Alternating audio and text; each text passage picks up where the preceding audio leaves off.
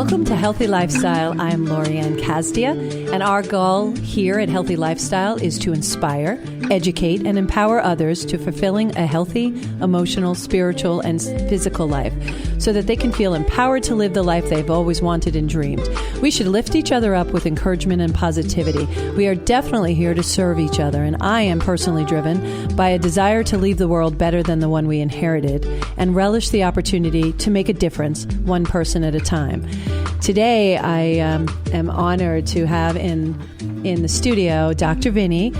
Dr. Vinny Sperandeo is here. He has a wonderful practice in Port Jefferson, and Doc came here to have a conversation with me about different doctors that are out there now, because there's a prolific attendance now of going to PAs as opposed to DRs.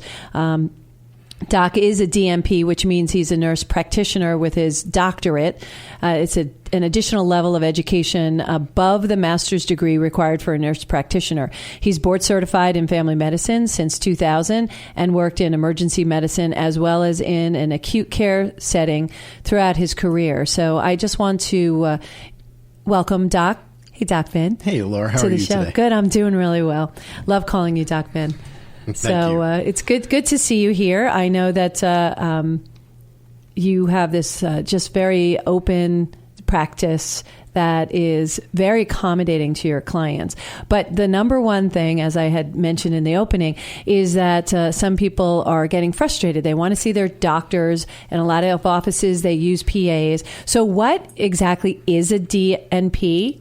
And then let's have a little discussion about the differences in between all of these initials. I'm in the land of initials right now, which I'm very foreign to. Sure, it's a bit confusing right now. Right now, there are a bunch of different designations, and doctor. The world has attributed doctor to being physician, which that tends not to be the case. There are other professions that utilize the term doctor as well. You can have a doctorate in psychology where your term doctor. That's a PhD. That's correct. Yeah. That's a PhD. And then you have different doctorates out there, which Doctor in Nursing Science, DNS. You have other DNP, which is a doctorate in nursing practice. So there's a number of different designations across the board, not only within medicine, but within other fields as well that allow us to utilize that term doctor. But in medicine, it has become fairly commonplace that the term doctor is only associated with physician, which technically isn't the case. So I'm a nurse practitioner. I am board certified as a nurse practitioner in both family as well as in emergency medicine. My education is different, but parallels in some regards some of the things that you go to medical school for as well. So in my case, what I did was I finished with my bachelor's degree. I continued on for my master's degree for 2 years. During that time period, I was doing things like what people would think in medical school is their clinical rotations. I was working as a nurse at that time as well. And you have 18 years experience in practicing medicine. Correct. And then additional years on top of that, being a nurse prior to that. So there's more time even before that. And then I went back to school again when the change and the trend changed, where it was going to become more of a need to have that doctoral degree to actually practice on your own. So I went back and I graduated from the University of Alabama with my doctorate in nursing practice. Oh, okay. My brother's a neonatologist, and he is a big advocate of PAs. He has his whole entire practice has PAs, and he utilizes PAs, and he actually spends the first part of his day doing oversight and just looking at all the different tests and reviewing them, and then having conversations with PAs. But as he puts it, it's like him being in the room. There's no difference between him being there and his PAs being there. Do you find that that's what you're getting now, that people are more accepting to these new doctorates, the DNPs, and et cetera? Well, there's a difference between a PA and a nurse practitioner as well. Where the PA is the physician assistant, right. They still require the oversight that's necessary for a physician in order for them to work on their own. Even on their own, they still have to have some sort of review process.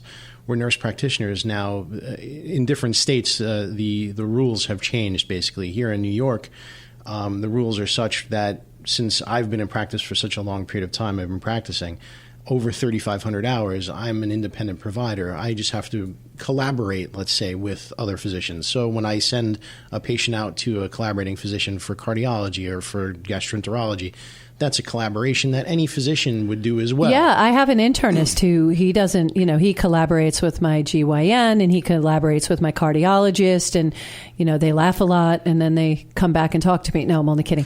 No, so yeah, there's always collaboration. I think that's a good thing. And I'm a big proponent of advocating for yourself, because nobody knows your body better than yourself, and to really articulate and have that good conversation with your doctor.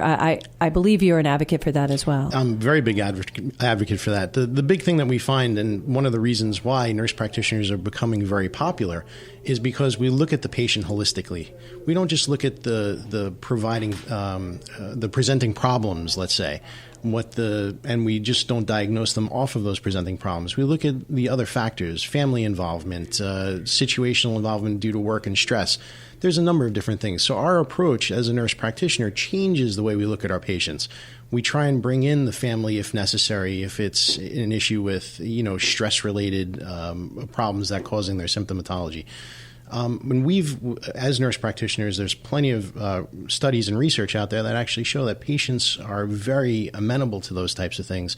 We get great reviews, and we do it less expensively than physicians do in the primary care world. Now you utilized a terminology I'm familiar with, which is holistically, but for our listeners, holistically looking at the entire self, not just the symptoms or the particular problem that they brought in, correct? That's correct. Yep. But we also look at it from the other holistically side as well, looking at it from both perspectives, not only utilizing Western medicine, but also incorporating other alternative therapies, such as cognitive therapy for psychological conditions, vitamin therapy and herbal therapy as well, if necessary. We don't just limit ourselves as nurse practitioners to just treating on the Western medicine platform. So you do Western, Eastern, and any other option out there is on the table for you to present to your patient. As long as it's indicated, correct. Right. And there are times when people come in, and I'm a proponent on both, on the Eastern and Western.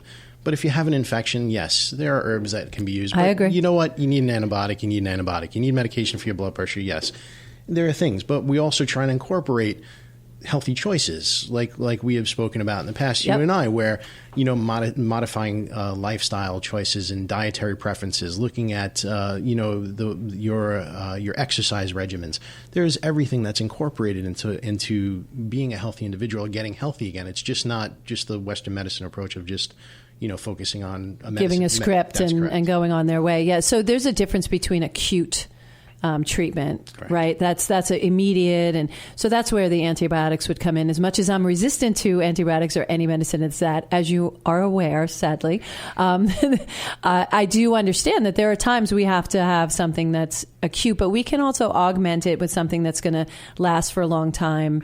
That you work on, like exercise. If you're exercising, you're building up your system, and you're do you concur with that? Absolutely. Yeah. I absolutely concur with that completely. I think, making choices and modifying your lifestyle to incorporate healthy choices will benefit you in the long run. Correct. Now, I find, and this was really amazing and very touching to me, how did you get into medicine? Share with our listeners. It happened a long time ago, actually. I came home from college, and I hadn't seen my parents in a little while, and I was having an argument with my mother, and my dad walked in, and he yelled and had a heart attack and dropped dead in front of me. Unfortunately, fortunately, I was able to revive my father, and at that point, bring him to the hospital, where he had bypass surgery. He had a heart attack, and since then, it just felt right for me, basically. Yeah. That's you had hands-on. That's the hardest thing too. A family member and doing what you did. That's very heroic. And you were 18, you said? I was 18. I was a lifeguard during the time, and luckily I had the training, to do what I needed to do in order to recognize the symptoms and intervene properly. But still, it's a lot different when it's a family member. I don't believe in luck. I don't believe in coincidence. There was a reason why you were home. There was a reason why you were there. And I think this was your destiny anyway. And you're a really good doctor. So I do enjoy that. So let's talk a little bit more about, because I've heard a couple of people say, well, you're really not a doctor. Talk to me about how do you get over that hurdle? Because clearly you are very much a doctor. It's difficult. You have a lot of naysayers, and a lot of people that are naysayers feel that, again, the term doctor should only be designated for physicians. I'm trained. I've been trained for over 8 years of schooling, where physicians go in for 8 years plus 3 years of residency. I had a residency program that was a year after my doctorate, so I've done that as well. So almost to the same level, basically, as to what a doctor would go to. We're trained differently, though. And I'm sure, at this point, most people don't even know that there's a distinction between the medical doctor, the MD, and the DO, the doctor of osteopathic medicine. And that's ironic because technically one is truly only a physician, where the other one was only deemed recently over the past, couple of decades, the term physician, which was the DO as well. Right. So we're just trained a little bit differently. That's the biggest thing. And the hurdle of getting over that is just, it takes time. Understood. You are listening to Healthy Lifestyle on Long Island News Radio 103.9. I am Lorianne Casdia, and we are speaking to Doc Vin, trying to discern the difference between doctor, DNP, PAs, and all the other acronyms that are out there. So if you had to rate them, Doc, and I mean rate as in hierarchy. Is there a hierarchy? Like, would doctor be at the top, and then it would be you, and then it would be PA? Are you equal to a doctor? Is that an unfair relationship? Just so we understand what we're dealing with. Is it a hierarchy? I don't want to say there's a hierarchy. Do physicians have a higher level of training? They do. They go into and they're trained to go into specialty situations. They're the ones that are going into neurosurgery. They're the ones that are going into cardiothoracic surgery. They're the ones going into all of these multi-specialty areas, basically. Nurse practitioners, if you look at nurse practitioners, over 86% of nurse practitioners are trained to become primary care providers. Right. So that in itself says, we're there. We're ready. We're there. Right now, there's such a large demand for primary care in this country. There's over 80,000 open positions available in this country for primary care, and we need primary care providers. It's very hard to get them, especially in the rural areas. Nurse practitioners are a perfect fit for them. So is there a hierarchy? I don't want to generally say there's a hierarchy, although physicians do have additional training that allows them to get into these specialty positions. In rural areas, we do have nurse practitioners that are performing surgeries, general surgeries. Wow. They are going into specialty areas like endocrinology, like hematology, and they work with the specialty physicians at that level. Should they work autonomously at that level? That's a discussion that, that'll be a debate later on for a number of different people. How long has this been going on? Because I've definitely seen it trend over the last 20 years where it was just doctors, then it was the PAs. Now we're seeing all the other out of necessity because there's a lack of capability, like you said, to provide service for everyone. I kind of liken you to my internist because what you provided was very similar. You sent me to specialists when necessary. You do what you need to do in the office, which, by the way, let's get to your office. I love your office. It's in Port Jefferson. It's in Port Jefferson. Station, right? Yes. Yeah. Top of the hill, as I always say. Top of the hill. Top of the hill, right by Uncle Giuseppe's. Right across the street, yes. Yeah, which is great because I went there after I saw it. Oh, wait. Maybe I shouldn't have told you that. I don't know. I only bought the stuff you said I should. Right, absolutely. Lots of healthy kale. Choices. All the healthy choices, yes. I'm blushing and trying to change the subject. No, so I love the atmosphere going in there. It was very welcoming. I felt like I was home. Is that your idea? Is that what you're trying to do in your practice? Absolutely. One of the biggest things when I decided to open the practice, I sat down with my wife and I basically said, what are we going to do different? A provider's office is a provider's office. How can I make this experience different for patients? One, to make them want to come back, and two, to just show them that we respect them. The first thing we do is that we have no wait. So we don't book 2 or 3 or 4 patients at the same time slot that you or someone else would be booked for. We're actually sitting there most of the time waiting for our next patient to come in. We're not going to become rich doing this, but we feel it's a respect thing for our patients. So that's one of the biggest things. And we just welcome everybody. It's almost like having a big family. I have one set of patients that I have 4 generations. Wow. And I do usually get families. I get the husbands, the wives, the adolescent kids, or the grandparents, the parents. every family. It's not I'm just getting one individual, and it feels like a family atmosphere, and it's a great feeling. For us, it definitely does feel like a family atmosphere, and it must be good to have generations because you're really getting good medical information beyond what people remember to tell. Because I'm the worst at remembering to tell people stuff. How you doing today? I'm fine. No, exactly. No, really. How are you doing? You had to drag it out a little bit, but the conversation was nice. It was like talking to a brother, and you were like, okay, well, what about this? And what about this? And you reminded me to let you know about things because I don't want to think about the bad things. Well, the biggest thing is the majority of offices you go into, you get this packet that's, 43 pages long and that you have to fill out. We initially started with something like that, and then we threw it out the door because we found that it's better to actually sit there and actually talk to the person, because a lot of times we're not getting the information that we're requesting anyway, so we're going through all those packets and all those questions over and over again. And it makes that redundancy kind of makes the patient feel inadequate, basically saying, well, I just spent 40 minutes on something. Did you read it? Why aren't you reading what I wrote down? Right. And I found myself telling them, well, because I'm just trying to make sure that you didn't forget anything. So instead of filling it out, we just sit down and have a discussion just like we're having right now. Right. And I get to know you. And not only myself, I have a nurse practitioner that's working with us as well, Liz. She does the same thing. So we kind of get to know the patients basically, instead of just, seeing them for whatever reason they're there. We're trying to get to know what's about them basically, what's about their family, their dynamics and everything else. Yeah, you through that conversation, I noticed with me, and I've spoken to other people who go to you, we all had the same feeling, is that you picked up things that we weren't even focused on, that were important, that we would never have thought were important for you to know, it just came up in conversation. Right. Well, that's part of my job, basically. It's, in anything, even what you do, you're going to pick up things that I'm not accustomed to because this is your profession. This is what you do. Right. Yeah. And then the same thing with me. I'm shooting things out there, but there are key indicators that I'm looking for that you may not be aware of. It's almost like a questionnaire, basically. That it's just one of those things. Yeah. So we just try and make it personable, though, instead of being impersonal. And we do most of the work we do ourselves. So I don't have right now a medical assistant and a nurse and everything else. Right. I'm there drawing the blood. I'm there doing the EKGs. And I feel that point of contact allows me more time with the patient to get to know them. Yeah. Well, while you were doing all that, we had an opportunity to continue the conversation. And there was definitely a solid feeling for me that it mattered, that you were really taking everything in, and that there was a connection of understanding of what requirements were necessary for my health. And I felt really well taken care of. Thank and you. that's a really nice thing. Thank you.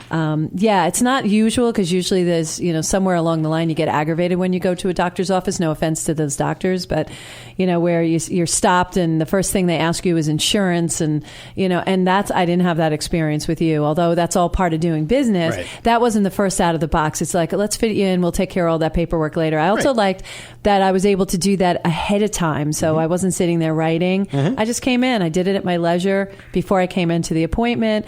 I like all of those touches that you have. It's very welcoming, and your wife is very lovely. Thank you. She is. I'm very lucky to have her. Very lovely. Now, you're on Facebook, correct? Yes. And how would they find you on Facebook? Fusion Healthcare. You can look us up, or you can look us up on our website at www.fusioncare.us, either or. And it gives you a whole bunch of information about our practice, information about the differences between nurse practitioners and doctors. There's a page specifically just for that on the website as well, because I know there's a lot of question, a lot of ambiguity out there right now that I can say. It's just newer for us as non-medical people, so it's just trying to figure it out. When I had first met you, I'm like, what is a DNP? Right. I had no idea. So you were very gracious. You explained the differences, and right away I felt really comfortable with that. But like I said earlier, the difference, people don't even think about the difference between the MD and the DO, and that's where I think we're going with the DNP in the future. DOs, let's say, the last state to adopt a DO is Nebraska in 1989. Wow. So if you think about that, it's only 30 years ago that DOs actually got full authority in the United States. So that's just almost as new as the nurse practitioner really is. Now, that the DNP designation, how long has that been around? That's been around for almost 10 years, a little bit more. So that's pretty new. It is pretty new, but and that was in response to giving that extra credence to what we do, basically. Yeah. The doctorate was supposed to be a clinical doctorate, to allow us an additional residency to get extra training in order to fit us into that primary care role. That's really important right now, like I was saying. Yeah, it really is. Doc, I'd love to have you back. We have a lot to talk about. Anytime. I wanted to kind of brush over on that topic, but Sure. Do you have a tip of the day? Tip of the day. So, sunscreen. Let's talk about sunscreen Okay. next time. I think, especially in light of the weather the way it is now, we're seeing it's still overcast. You can still get a bad burn. Make sure you're wearing your sunscreen all the time, and we can talk about that next time a little bit more. That's a perfect thing to talk All right. about. We'll have you on soon so we can talk about the sunscreen. Thank you so much for Anytime. joining us. You're listening to Healthy Lifestyle. I'm Lorianne Casdia, and we will be right back with our next guest.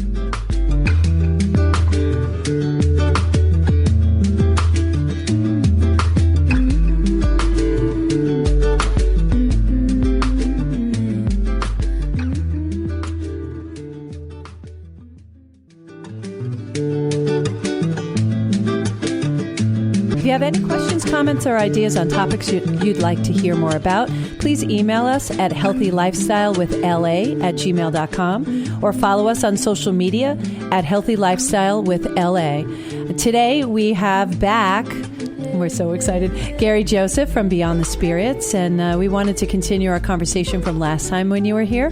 And I know a lot of people were talking to me and sending me private messages about you being on. They're very excited, and they are listening. So we wanted to talk about the different types of gifts that you have. Well, hello. How are you? I'm good. How are you? Welcome back. Thank you very much. I'm very pleased to be here. Thank you so much for the invitation. There's several different gifts. I always tell everyone when they come see me that it's like when you would go to a doctor, you don't go to a eye doctor for a pain in your hip. So most people say, I've been to a psychic. And my answer is, what type of psychic? Got it. And they would say to me, well, just a psychic. And I'm like, okay, so what were you going there for? So I really am trying to drive home that everyone should really look as to what they're looking to do and what they're looking to get out of it, to then go and see the type of psychic that they really need to look at. Many of us really believe that a psychic is a psychic, but there are different levels. So let's talk about that. What should we be looking for? I'm all excited about this part. Oh, okay. And go. Yeah, absolutely. Tag team. There are so many different types of gifts. No one gift is ever going to be the same. No one energy is ever the same. So every single reading will be different for everyone. So my gifts could be, I can do readings for 1,000 people, and they'll never be the same because each and everyone's energy is different. Okay. However, my gifts are that I am a medium. And I always joke because I say I'm actually a large, but... There's no way you're a large. I'm a large.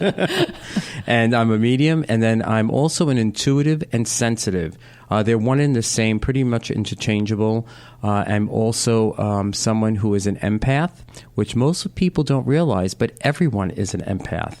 And then I also have what they call remote reading, which means I can look at a photo and tell you things about that person in the photo. Don't you also do objects? Yes. Well, that's part of the sensitive, intuitive, and the medium part is holding objects and anything of metal and wood and being able to get different types of energy from that.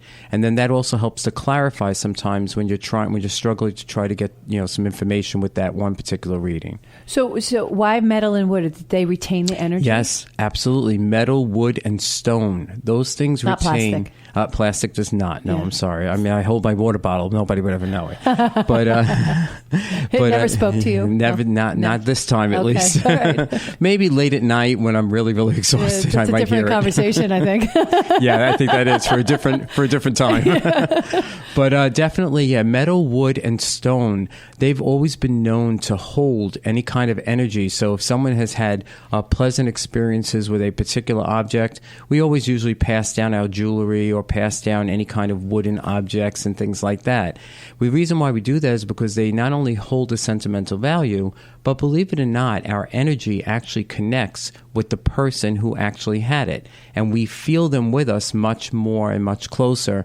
So that helps us to kind of live some of the experiences that we want when we want them with us. I've totally experienced that. So that is good, because I have my mom and dad's rings from my mom and dad that I wear all the time. And definitely there's a connection that wasn't there before. Yep. So it's really... It's a completion. It really is. So let's go back to the different types. Mm-hmm. Well, the very first thing is to be a medium means that you have an ability to connect with energies that have already transitioned over. I don't call it a death because for me, we're eternal. We are just absolutely eternal. It is something that we are gifted with, every one of us. No matter who you are, how do I say, eternally eternal. So no matter what happens, we are going to live forever. It's just we don't live forever in this body because that has an expiration Is that date. why we feel like that we're going to live forever feeling that we always have? Yeah, we build mansions, we build houses, we have bank accounts, we have cars, we go through, and then all of a sudden we turn around and someone gets sick or someone passes on, and we say to ourselves, oh my God, how could this happen? At that point, we feel mortal. We realize, oh my God, I'm going to die one day too. Well, we're not really dying. We're just transitioning over. We are instinctively eternal. So the fact that we go through life that way means that we are actually feeling our spirituality, which means it never dies. So it's nice and beautiful to know that it's just a transition. It's never truly any kind of a death that you have to live a different experience. Yeah, I think what it is, though, is that you can't speak to that person necessarily, speak to that person directly. You can't hug them anymore. And that's why I constantly remind people, you know what, let's just pretend it's the last day here for everybody. Be nice. Absolutely. You may not see that person ever again. So you don't want it to be a regret. You want it to be something that you did and had that right conversation. So if you do love someone and you have been withholding it or you haven't been telling them, you need to tell them when you can, as soon as you can, because you may not get that opportunity in person. Right. We may later when we meet again. That's where that song "We'll Meet Again" comes from. Yes, that's right. That is where it comes from. Yeah, I believe it. Yeah. And also there's something you had just said actually is correct in that... Actually it is? Yeah, actually it is correct. Yay, I got one thing right. Lorianne. Gary, I finally got it.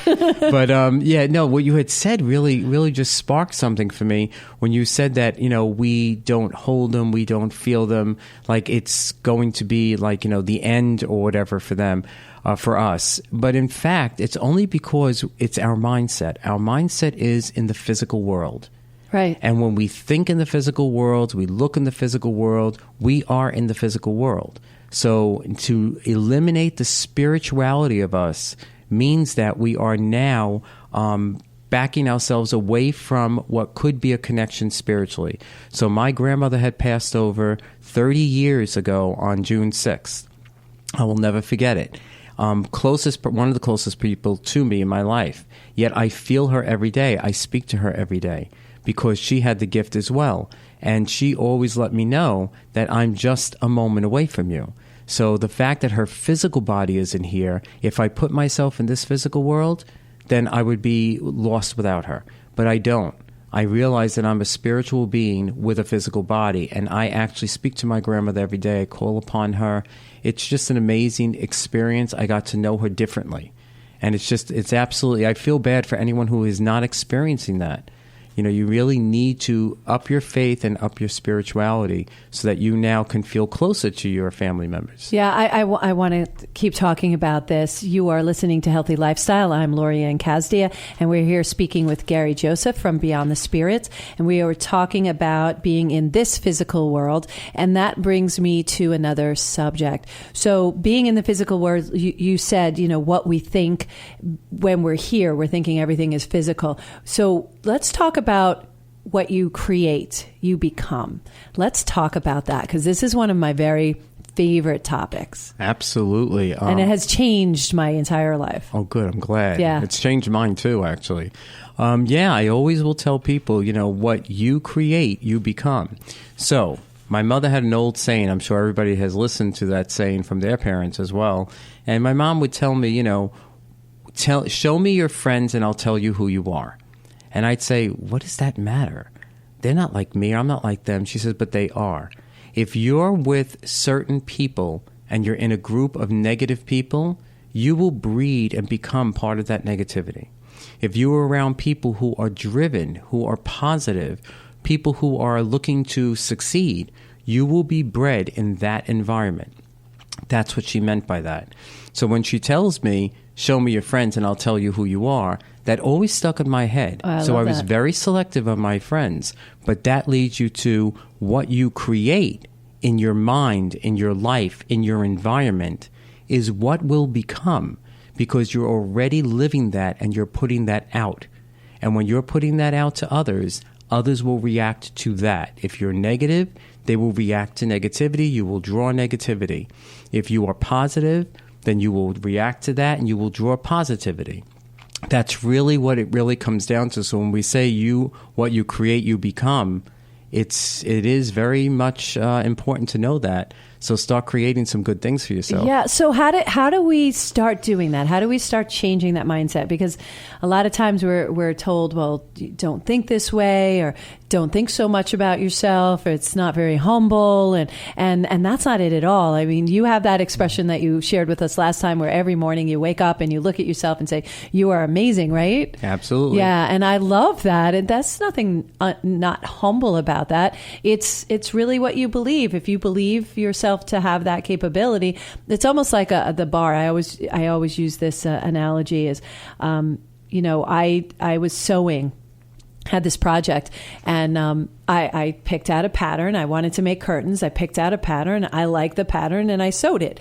It was a struggle. I had to learn it. I had to call Mom for a backup a couple times because I didn't know what the heck they were talking about.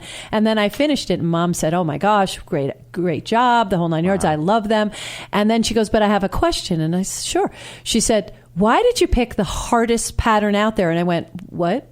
She goes, "You picked the hardest pattern out there." And I said, "Oh, did not know that." She goes, "You could have picked the easy pattern, but you picked the hardest." And I said, "Well, it's because I liked it." So there goes, if you don't know that it's so hard, you just do it because you want the outcome. Isn't that the same thing we're talking about? Absolutely. When I sit back and I tell everyone, I go to the mirror in the morning, I say, "You are fantastic. You're amazing." I am humble. Well, you are fantastic and amazing. Thank you. I'm patting myself on my back. Oh, that's nice. He really is. But when I say that, I don't say it for me. That's the part that is humble. I say it because whoever comes into my presence, they deserve to be with someone who finds himself to be amazing and awesome. Because why waste their time? So the fact is that if I feel I'm amazing and awesome, then I'm also feeling that for anyone who comes around me. Yeah, they have a right to. That. You do. I hope so. The people around you are all very positive, lovely human beings. And that's by choice. And this is true. I always really feel that we're here to serve other Absolutely. people. And when I find when I'm serving other people, I'm not wallowing, and I find my mindset is better, and then I can create positive things, and I become a better person, and I just see more positivity coming into my life. But there are times when you need to interact with people that may not be as positive. How do you work with that? Well, I actually work with that a lot. Because there are some people who do enjoy drama, and they like to be in the negative, and they love all that chatter. And the best thing to do with that is to not live your life that way. That already sets up the premise that you are not going to permit that. And then the other part is to not engage in it, not join in on it. We're going to come across a lot of people in our life, good, bad, indifferent. One of the things I do with people who are very negative is I listen just to a little bit of it, and then I will switch the subject, or I will turn to them and say, "Listen, there's not much that's going to ever change or come out of this unless you wish it to. So either change it or not. It doesn't really matter, but let's not waste our time on this because we have so much time that's precious to us. Why don't we talk about this other thing that I was, And then when you get that one person who just wants to sit up there and argue with you and carry on, right. My two favorite sayings is I look them straight in the eye and I listen to what they're saying, and then I turn around and I say, we'll agree to disagree. Or the other thing I say is, I hear you. I'm not ready to talk about it now. We'll talk about it another time. Understood. And that's it. Yeah. Yeah. I'm not engaging in it. That's good. Yeah, not engaging in it. I like that. It doesn't give it an opportunity to have a conversation, because then it can overwhelm. Yeah, it could be a fungus that keeps growing. Yeah. It's time to stop it. So we have to stand up for ourselves, stand up for that person too. By doing that, you're actually letting them know that that's not permitted around you, and that there is a positive side. There's a pleasant side to having an interaction with you. How they interact with other people, you have no control over. Right. I have a girlfriend who, when they're at their house, and they have we had a big group of people there, and a couple of times I've noticed this when I go to her house. There's this one couple that seems to just talk differently to each other, and I'll just hear her go very quietly, "Not here, not now," and they'll stop. They'll immediately stop. Not here, not now. And I really like that. That's really good, because then the whole party could change in a different direction, and it doesn't, because she just caps it. And how great is that? Because what she did is she started her key word. She's conditioned people to know that when she says that, they need to change everything. And they do. And they change everything, and it just keeps the conversation elevated at a higher vibration. Exactly what we want. Yeah, exactly. We don't want to waste our time on low vibrations. We don't want that. So new people want to get involved in this, and I know I have a lot of clients, because I'm a marketing strategist, and sometimes they'll say something. I'm like, oh my gosh, don't put that out in the world like that. You really need to take that back. And you really talk about because we're so conditioned to minimize ourselves, and I think we jump in there and do it before anybody else can, and I'm trying to get my clients not to do that, and just put out the positive things. What do you want? Let's look at your vision. Let's talk about that. What do we talk? How do we help people, and how do we as individuals not do that? Because it's almost something that we learn how to do in school. Let's jump on it before the bullies do. Yeah, always. The best thing to do is to go at your own pace. Know who you are. Build your own positive network around you. Make sure that you are in touch with your spiritual side. Make sure that you are open to many different areas of opportunity and different kinds of people and different situations. And then also to have and build a very strong faith base. Meaning, that's not religious. I'm talking about faith base. That means a sense of belief to know that things are going to be what they are going to be, but they're going to be in the positive for you. There is a God that's going to help you. So you base your faith on that. You have a sense of belief that there is something more than here, that you have a full belief in, that is going to be there for your help. Whether you could see them or not, it's irrelevant. It's the fact that you believe it is there. I believe today that I'm going to have an amazing reading at 4:30 today. Oh, good. And I know I am. It's not mine. No, not yours. Not yet. Not yet. It will be, though. But I definitely believe that that's going to happen. My week is going to go wonderful this week. Right. So I base it on that. And sometimes I have to shake my head a little bit and say, okay, stop. We're in a bad moment right now. That's got to change. Right. Yeah, it comes, and I so wrap my head around the faith thing. It's really important to have faith, and it does have to be what my mom used to call blind faith. Absolutely. It has to be the faith. You put it out there. You trust the universe, your God, whatever works for you. And I believe that that's what actually, because I was going to ask you, how do you know who you are? But actually, it's faith. If you have faith, then it comes to you. Absolutely. It's shown to you. The easiest paths I've ever taken, I just really believe in the faith, believe in the universe, and the signs just come to me literally on signs. There are things that will just words that will just support what I'm going in or going to do. And it is amazing. Or I'll see signs that say, have faith. Believe and all right, there's another sign. And that's not just by chance. That's actually showing it to you. Like I said, we're in a physical world. We want to see physical signs and physical things. Yes. But we have to open up our eyes to look at them. They are happening. But unless we're in a good sense of faith, whatever that is for you, you are not going to see them. They're there, but you're not going to see them. And you know what? it's a missed opportunity then. It is. I was speaking to a friend of mine, and she was like, if I hadn't been aware, I would have missed this opportunity completely, because she was walking by something triggered her to look into the window. She looked into the window. She saw somebody she knew. When she went in there, she ended up getting a job opportunity, not for that place, but because the person standing next to the person that she thought she knew, and she did not, but she thought she knew them, which brought her in there just to say hello, gave her that opportunity and that platform. So you just never know. And that's opening up your eyes and being aware what's around you, which leads me to being in the moment. We spend so much time thinking about what we didn't do right yesterday and beating ourselves up. We got to let that go. And also we spend so much time planning for the future that we're not here today, right now. Only live in the moment. I do not think about what has occurred, that is done and over with. I think about where the day I'm in right now, because that's the one that I've been given. And I do not think so far in advance. Even though I make plans, I do not live for the future. I know that today I have my day. And that's all I really base my whole life, my whole moment on at that moment. It's just that day. That's it. That's fabulous. And I'm trying to do that myself, because I used to be all about future. I'm doing it? Yes, Thank you are doing it. Thank you. I really appreciate you being on. My pleasure. It's always great. You need to come every week for me, because there's so much for us to talk to and we can never get to it. Thank you again for being on. And I just wanted to say thank you for joining us today on Healthy Lifestyle. I want to thank our guests today, which is Dr. Vinny from Port Jefferson, and also, of course, my beautiful Gary Joseph. We love you. Of course, Brian, thank you so much, our producer. In the meantime, follow us on social media at Healthy Lifestyle with LA.